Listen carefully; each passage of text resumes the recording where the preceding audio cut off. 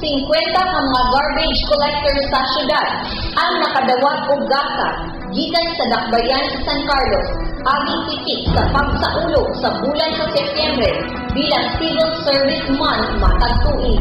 Ang pagpanghatag gihimo dito sa City Hall lobby ni adtong Setyembre 15, 2014. Ang kasaulugan nagdala sa tema nga tapat na serbisyo alay ko dahil lingkod bayani ako.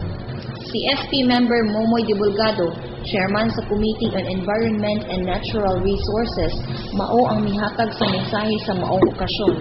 Siya nagkanayon nga sila nga mga garbage collectors maisip nga usa-usab kabayani sa katilingban tungod sa matang sa ilang trabaho kay kun walay mukuha sa mga basura sa katawhan, ang katilingban dili mamahimong limpyo ug layo sa mga sakit nga idulot niini.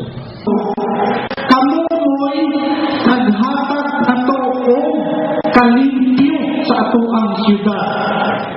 So we are very proud of your services.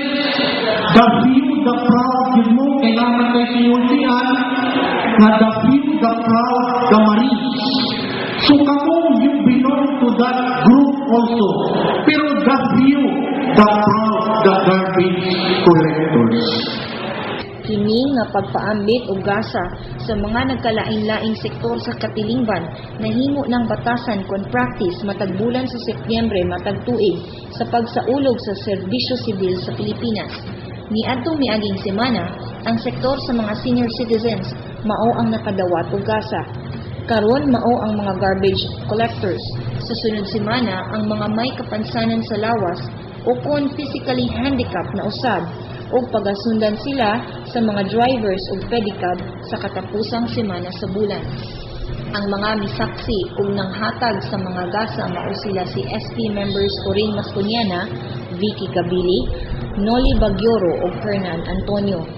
Sila giabagan usab sa mga department heads na sila si Engineer Loreto Sanchez, OIC sa City Environment and Management Office, SEMO, Evangeline Karampatan sa Office for the Human Resources Management, Delia Camasura, Buhatan sa Public Employment Service ug Cynthia Mirande sa City Social Welfare and Development Office.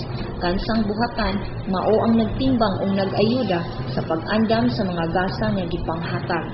Ang gift packs gilangkuban sa 2 ka kilong bugas sumay, 2 kalatang beef loaf, 3 kalatang sardinas, 3 ka putos nga noodles, 1 ka paketeng 300 grams na kape, 1 ka paketeng powdered milk, ug 1 ka putos na brown sugar.